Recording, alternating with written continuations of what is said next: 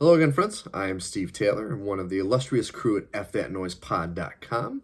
I'm continuing my series, Steve Attempts to Read, and we'll cover chapters 4 and 5 of the Lockbox in this video. Lockbox is the first novel in my 4-book series, which I'm working on book 3 right now, hopefully out before I die. This and previous videos are now streaming on both YouTube and at our website, fthatnoisepod.com. There is also a link at my personal website, staylorbooks.com, which I have just revamped and I highly recommend checking out. As always, this video and all other content will be brought to you by Trashman Media. Trashman Media for the latest home video reviews of films you may not see at your local Redbox.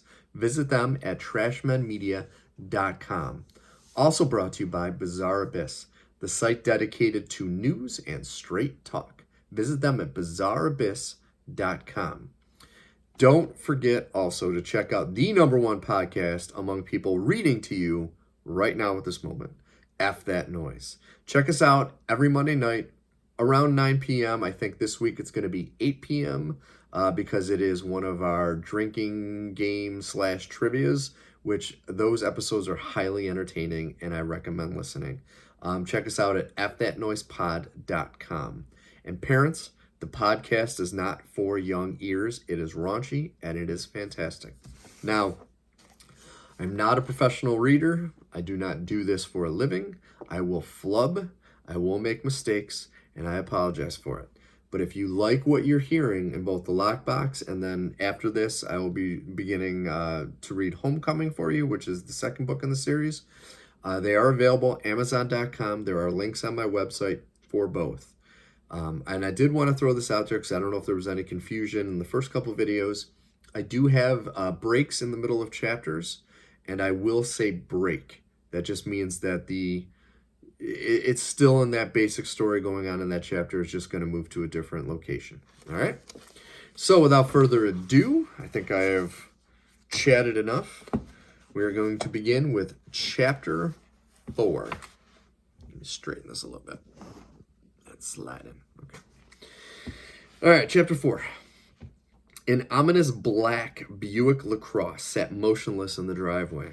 Its engine continued to idle, and the passengers remaining hidden behind the heavenly tinted glass. Sam and Emily remained glued to the upstairs hall window, occasionally peering over the sill just enough for them to see, but not be seen. It had been 10 minutes since the car had pulled up to the house, but to Sam it had felt like an eternity. After Emily had informed him of their company, Sam had placed the lockbox in his backpack before he had taken up his current position next to his sister. It was their intention to wait out the visitors and maybe keep their presence a secret. That's when it hit him. The bikes were in front of the house. Now terrified and trying furiously to think of a solution, Sam's mind was racing with multiple scenarios. He just prayed that the car was full of Jehovah's Witnesses and that they would leave a pamphlet at the door before driving away. He would have no such luck. As the powerful engine shut down, the doors on the luxury car swung open. The two men of equal size and weight stepped out. Both were giants. The driver and his passenger wore dark suits and black sunglasses. The driver had long blonde hair which hung loose over his shoulders, and his flawless skin was as pale as a ghost. The equally intimidating passenger was completely bald with a large tattooed skull adorning the back of his head. Even though both men had to exceed 6 feet in height, the driver had an authority and grace that was lost on the hulking passenger. The blonde man was clearly in charge. This was obvious. After a brief and audible exchange, the blind man pointed at the bikes in the lawn. The two men looked around, both leaving a hand resting on something hidden within their jackets. On chance, the passenger happened to look up at the kid's window just as Emily stretched too high for a peek. They were spotted. The tattooed man shouted to his blonde partner, who also looked at the direction of the children, smiling as he drew his weapon. "Damn," was all Sam could muster as he grabbed Emily and dragged her into the far bedroom at the end of the hall. Now sobbing uncontrollably, Emily looked to her big brother for answers. "What are we going to do? They're going to kill us, Sam. They're going to kill us." Covering her mouth, Sam pulled Emily to the floor as he locked the door. "Quiet. They don't know what room we're in, and it could buy us some time." Sam was trying his best to remain calm, but he had also started to shake as the tense situation became overwhelming. Looking around the room for answers, the sound of footsteps began to echo from downstairs. The men were in the house, and it was only a matter of time until they found where the kids were hiding. As the unmistakable sound of guns being cocked rang through the house, a booming voice called up from the first floor. "Hello, mystery guests." A few minutes passed without a response, causing the men to become agitated. "Now that isn't polite. I'm just looking to talk to you. I promise that we won't hurt you much." The footsteps grew louder as the two men ascended to the top of the stairs. It would only be a matter of minutes before they were at the door to the bedroom. Frantically looking around, Sam spotted the window adjacent to the large desk in the corner of the room. Just outside of the glass was a large oak tree, and the wheels began to turn wildly in Sam's head. Leaping to his feet, Sam grabbed Emily and dragged her to the window. Opening it, he was disappointed to see that the distance to the nearest branch was too great. Looking down at his sister, Emily decided that there wasn't another option. Or Sam decided that there wasn't another option. It was this or nothing. "Here's what we're going to do. I'm going to throw you out the window, and you're going to try to catch that branch there." Sam pointed to a large branch about 10 feet off the ground and 10 feet from the window. Emily looked up at him in disbelief. "Are you insane? I can't catch that." Sam had already begun lifting her against her protests. "We don't have an option here, Em. It has to be this." "What about you?" she grunted as her body was being forced out of the second-story window. "You can't make this jump." "Sure I can. I'm Superman, remember?"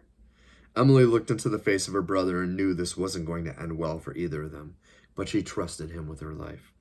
Sitting on the ledge, Emily's feet dangling freely over the long drop, Sam whispered in her ear, "It's going to be okay. I'm going to push you on 3. I want you to shove off the ledge with all your strength, okay?" Emily nervously shook her head in acknowledgement. 1, 2, 3. On 3, Sam shoved Emily with all his might. She was able to get a solid push off with her legs, and it propelled her towards her target. The branch almost snapped under the weight of Emily crashing into it, but it held, and so did she. Her arms were cut up and bruised, but she had made it. From her branch, Emily safely dropped the final 10 feet to the ground. Amazed at her journey, Emily looked back up at the window, searching for her brother. Sam was nowhere to be seen. Not thinking about the importance of remaining silent, Emily shouted, "Sam! Sam!" Just then, their 2 backpacks flew out of the window, followed by her brother. He was fully extended as he fought against gravity, but even with all of his effort, he would come up just a few inches short of the branch. Flailing wildly, Sam crashed down to earth with a dull thud. Emily looked down in horror as he lay motionless. She raced to his side just as the blond man's face appeared at the window. "Why, hello there, little birdies," the blond man shouted from his perch. "Now I need you both to stay put until my friend gets there. He will be more than happy to make sure you're okay." Emily looked down at Sam's lifeless body, hoping for some sign he was all right. That's when she saw his eyes. He was blinking ever so subtly, just enough for her to notice. "Make for the woods on my signal," he whispered through his clenched teeth. Too afraid to argue or question him, Emily just squeezed his hand in acknowledgement.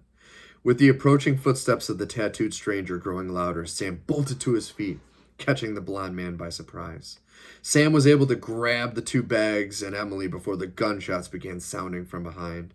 The tattooed man had appeared from around the corner of the house as the bullets began to fly. Charging after the kids, his Luger roared to life as he focused his fire towards the fleeing children. The kids zigzagged the entire way towards the dense tree line just behind the house, narrowly escaping the rounds that whizzed by their head. Breaking through the first row of low-hanging branches, the kids could hear the anger-laced profanity coming from the blonde assailant and his partner. Praying that the larger men were as slow as they looked, the kids ran as fast and as far as their legs would take them, traveling deeper and deeper into the dark labyrinth that was Hamilton Forest. Break. Groggy from the shock of the taser that and what had come after, Roger tried his best to shake off the cobwebs. Following the initial attack, Agent Johnson's men had taken turns beating him. They never asked him any questions. It seems like this was done out of pure enjoyment. Trying his best to survey the area through his swollen eyes, it didn't take him long to realize that he was in the laundry room of his basement. Unfortunately, he was not alone. Tied up next to him was his beautiful wife, Megan. She sat motionless, her golden locks now stained red with blood. Roger attempted to stand, only to come to the realization that he was also strapped to a chair. He strained against his bonds with as much force as his weakened state could muster, but to no avail. "Megan!" he cried out in anguish. She still remained still. "Megan!" There was a twitch from her head, followed by a weak grunt, then nothing. Roger rested back into his seat. A small sense of relief washed over him, knowing that she was alive. Behind him, the door to the room opened. Roger fought against his restraints as 3 sets of footsteps approached. "Who the hell is back there? What do you want from us?" A large hand hit Roger across the mouth, knocking out 2 of his remaining teeth. Adrenaline now pumping through his body, Roger was quickly able to recover from the attack and focus his attention on the blurry form standing in front of him. A familiar voice now echoed through the tiny room. "There is no need for that kind of language, Mr. Lana." With just that short exchange, the memory of the man who now spoke came rushing back to Roger, and so did the bitter grip of gut-wrenching terror. Agent Johnson sat down in a chair facing the 2 captives. He contorted his neck from side to side until a loud crack interrupted the silence, followed by a pleasurable sigh. Looking back over at Megan, Agent Johnson signaled to one of the 2 guards who had followed him into the room. "Anton, will you please wake up Mrs. Lana?" The large Russian shook his head. "Da, sir." Ignoring Roger's protests, he walked over to Megan and shook her violently. "Keep your filthy hands off her, you," was all Roger could get out before another large hand crushed his jaw. His head lagged to his chest as the last attack stunned him to the point of unconsciousness. "We need him conscious, you idiot," Agent Johnson shouted in a scolding tone. "Sorry, sir," the henchman whimpered in a broken German accent. And by the way, horrible with accents, so I'm not even going to try. Just to warn you. Back to the book. "Now wake him up, and this time you better watch that temper of yours. This is a conversation that we will not have again." Agent Johnson wiped a splash of blood from his mirror black Oxfords with disgust. Johnson, being a well-kept gentleman, hated this barbaric part of his job. He would much rather watch the carnage from afar while sipping on one of his favorite Bordeaux's, maybe the 82 Lafleur. "I think it will be wise to gag them from now, just until we have their undivided attention." "Yes, sir," Holger shouted as he motioned to his counterpart. The men ripped some strips of cloth from shirts hanging on the wash line and tied them around the mouths of Megan and Roger. "Okay, now let's try this again, shall we?" Agent Johnson looks over to the sink adjacent to the washing machine. "Maybe try some water instead of causing them any more head trauma. I have learned that getting information from a turnip can be very difficult." Holger and Anton retrieved 2 wash tubs that were left under the drop sink. Filling both with ice-cold water, the 2 men approached the prisoners and proceeded to douse the 2 with the liquid. Megan was the first to jump with shock, as if she had awoke from a bad dream. She looked around frantically as she fought against her restraints. Seconds later, Roger snapped back to life, spitting the water from his mouth and choking out both the gag and his own blood. Agent Johnson cleared his throat. "Now, I do not have the desire to hurt you any more than I already have. So can we please dispense with the heroics?" Megan and Roger looked up at Agent Johnson and then to each other. Megan had tears of both terror and fear running down her face. Roger's initial anxiety had since been replaced with a seething rage over the abuse his wife had taken the hands of their captors. Both of her eyes were swollen and bruised. Her nose was obviously broken, and it continued to bleed profusely.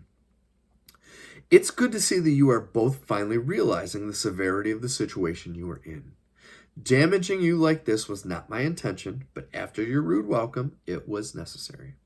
Roger looked back at Agent Johnson and began to shout muffled obscenities. Holger raised his fist once again to strike Roger, but Agent Johnson stayed his hand. "Stop!" he shouted as he pulled his sidearm. "I warned you once already. The next move you make towards this man will be your last." Holger recoiled in fear, nodding his acknowledgement. Agent Johnson returned his weapon to its holster and resituated himself across from the bound couple. Now, Mr. and Mrs. Lana, I will allow my friends to remove your gags, but only if you both remain calm. This situation does not need to escalate any more than it has.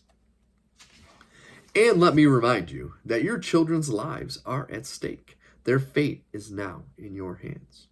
Roger and Megan both shook their heads in acceptance. Agent Johnson motioned to Holger and Anton. The two men removed the gags from the prisoners. Content with this small luxury, both captives stretched their jaws and let out a small groan of relief. Roger looked over at Megan. Are you okay? She took a large breath. Yes, I'm okay. I love you so much. I love you too, baby. We'll be all right. Touching. Agent Johnson replied sarcastically. Roger looked back at him and calmly began the next round of dialogue. Who the hell are you and what do you want with our kids? I doubt you're FBI. Agent Johnson smiled at the insinuation. Yes, I believe we can dispense with the illusion. We are not with your government. Who we are is unimportant. What we want is the only thing you need to worry about. Agent Johnson leaned forward in his chair, stopping just a few inches from Roger's face. It has come to our attention that your children may be in possession of something that my employer desperately wishes to obtain. More specifically, a map that will lead us to something bigger than anything you could possibly imagine. What are you talking about? Why do you think my kids have anything to do with your map? I'm telling you, you're wrong. Agent Johnson leaned back at his chair. Now, do not be so hasty, Mr. Lana. We are not working off of a hunch. It took us a great deal of time and costs, quite a few lives of your neighbors. It took us a great deal of time and cost quite a few of your neighbors' lives to come up with this information. Roger and Megan both recoiled in shock and disbelief. What are you saying? Megan questioned, her voice now trembling. Well, we knew the general location of our item, but not exactly where to find it. After spending some personal time with some of your fellow citizens, we came across your son's little lady fair. Alas, poor Cindy didn't hold up too well to Holger's interrogation techniques. Your son's name was the last thing she said before, well, I don't think we need to get into the messy details. No! Megan screamed in agony before Anton silenced her with a firm slap across her face. Roger began to strain against his bonds when Holger slammed him back down into his chair. Now let's not get out of hand again, Agent Johnson scolded. You don't want young Cindy's sacrifice to have been in vain. Seething with anger, Roger relaxed his shoulders, never taking his eyes off his wife. Her head lulled side to side in a haze of consciousness. What do you want us to do? We don't know where the kids are, Roger hissed through his broken jaw. Peeking up with excitement, Agent Johnson smiled at the couple. Lucky for you, I do. When you were unconscious, I received word that your children were seen fleeing the home of the very man you claimed meant nothing to them. 2 of my men were at their location when they were surprised by your dear children. Unfortunately, the 2 youngsters were able to escape into the woods just adjacent to the property. It is believed that they removed the item I seek from the home, and I would very much like to retrieve it as soon as possible. It can't be true, Megan mumbled as she fought against her restraints. Sam and Emily had no reason to go there and take anything. Well, I will have to disagree with your assessment, Miss Lana. It seems that Sam had interactions with my Mr. Kerr in the past, and that he recently came into the possession of correspondence from him. Who is this man? Roger demanded. He is someone who I would very much like to meet, but that is not why I need to find your children. What's important right now is that I retrieve the item they stole before my men find them. You see, they don't possess the same level of restraint that I do. That statement terrified Roger and Megan. It became clear that the situation was not going to have a happy ending. Crestfallen by this realization, Roger reluctantly agreed. What do you want us to do? Raising from his chair, Agent Johnson once again retrieved the 9mm Beretta from under his jacket. He folded his hands in front of his belt, making sure the couple had a good view of his weapon. I actually don't need anything from you, Mr. Lana. It's Megan who will be of assistance. I assume your children own cell phones? Shocked by the appearance of the gun, Megan nervously nodded her head. Emily does. Good. Now I need you to call her and say exactly what I tell you. Raising his weapon, Agent Johnson placed the barrel against Roger's forehead. Or I'm afraid poor Roger may lose his head. And now our break. After running through the forest for what seemed like an eternity, Sam and Emily collapsed to the ground, exhausted. Emily looked behind them for any sign of their pursuers, but they appeared to be alone. Relieved, she slumped down on a fallen tree and began to break down. Hey, you need to be quiet, Sam whispered. What is going on? Who are those men? Why are they shooting at us? Sam leaned up against an oak tree, favoring his left shoulder. I don't know. It seems like they were looking for something. Sam glanced over his backpack, curious about what lay inside. Can you bring me my bag? Wiping away her tears, Emily grabbed his bag and brought it to him, the whole time staring at his arm with concern. Here, Emily said as she handed him the pack. Are you okay? Sam accepted the bag with his right arm, wincing with pain as he moved. I think I may have dislocated my shoulder in the fall, but I'm not sure. Can you move it? Not really, but it'll have to wait until we can figure out what's going on. Emily stood over her brother as he lifted the lockbox from his bag. Moving it around in his hand, Sam was discouraged by the complicated combination lock sealing the container. Damn! What is it? Emily questioned.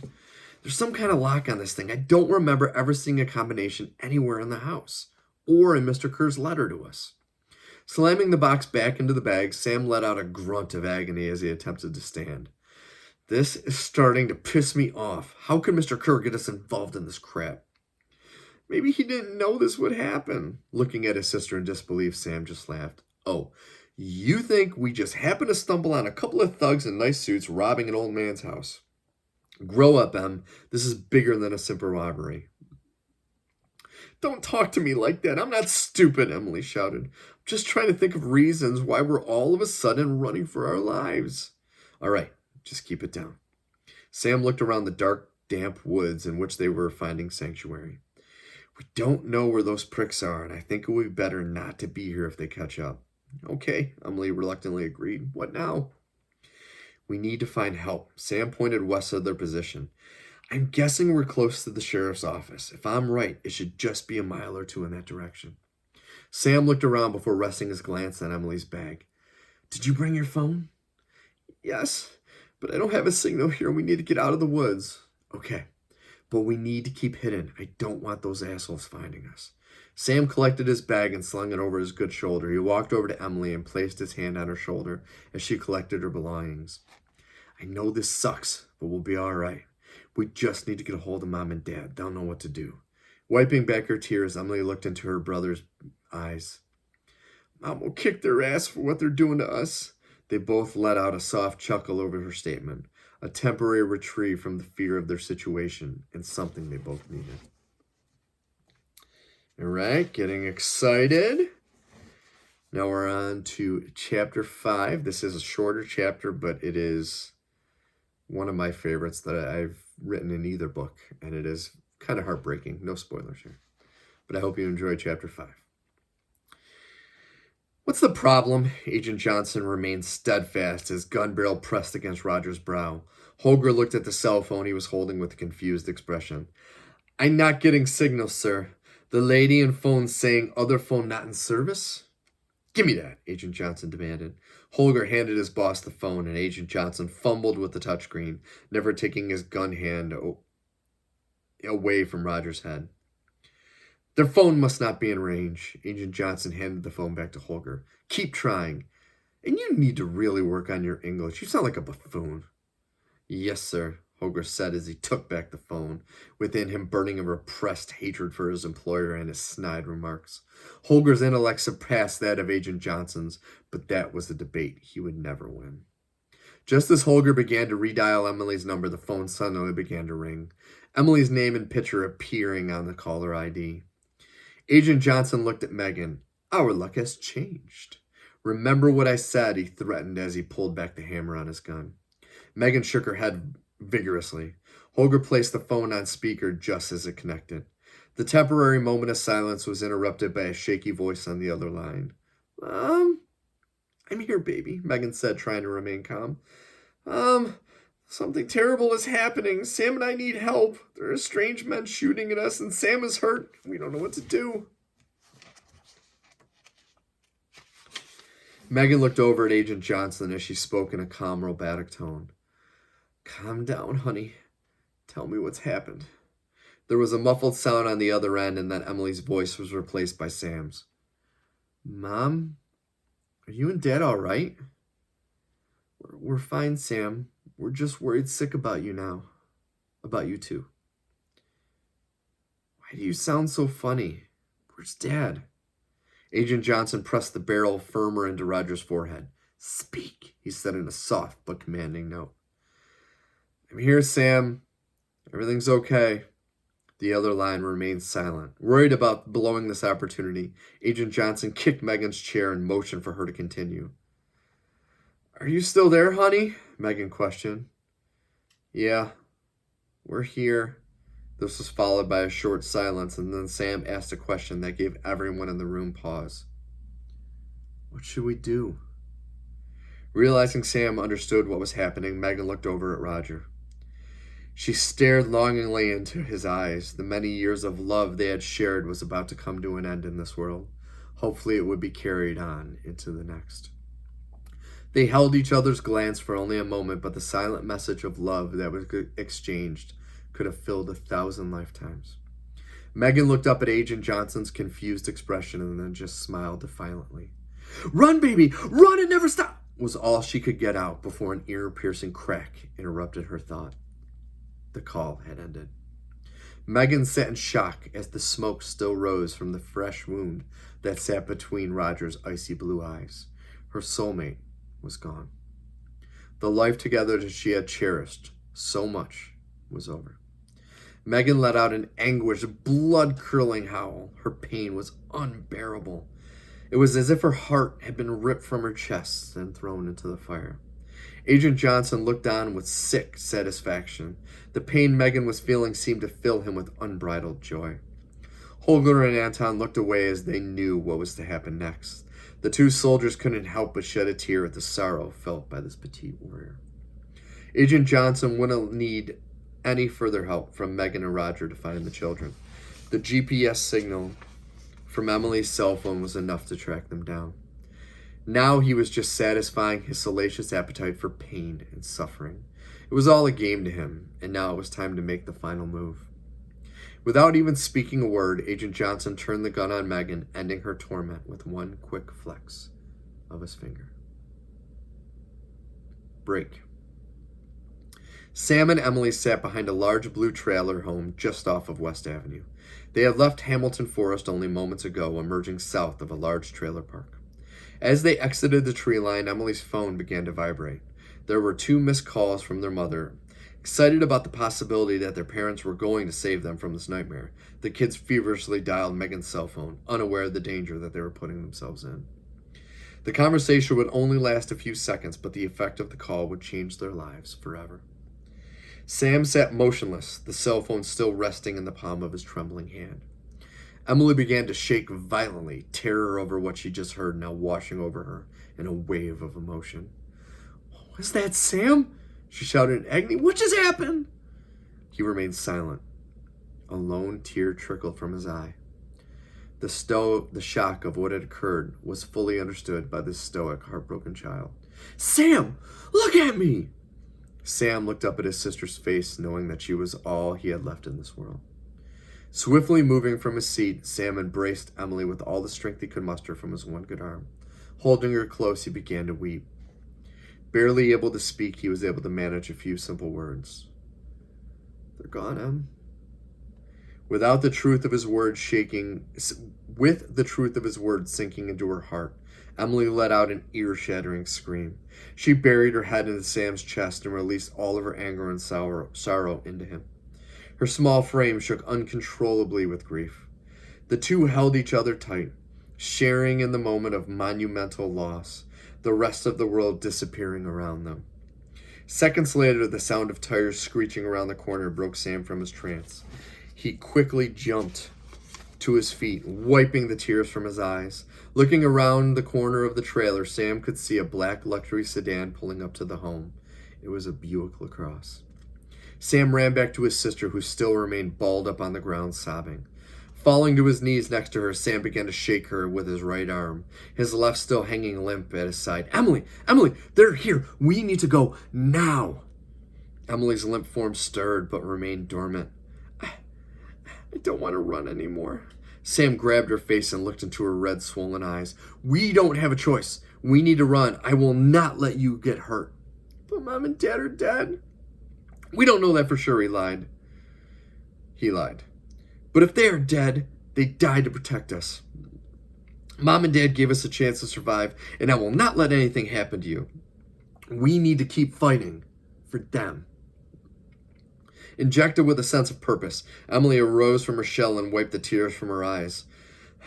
Where are we going to go? Sam slugged the bag over her shoulder and grabbed Emily's hand. I don't know, but we won't give up without a fight. And that was the end of Chapter 5. So it was exciting stuff. I hope everyone is enjoying it. Once again, if you enjoy what you're hearing, I highly recommend checking out the Lockbox and the sequel Homecoming, which are both available on my website, digitally or in paperback. Once again, I know my reading isn't the best. I have never understood how difficult it is to actually narrate anything or read a book online. I don't know how people do audiobooks do it, but I do hope you enjoy what you're listening to, because I really do enjoy reading it. I'm very proud of this work and the stories that I've created, and I really hope everyone's enjoying it. So I will leave this off for now, and I will see you next week. Thanks again. Have a good night.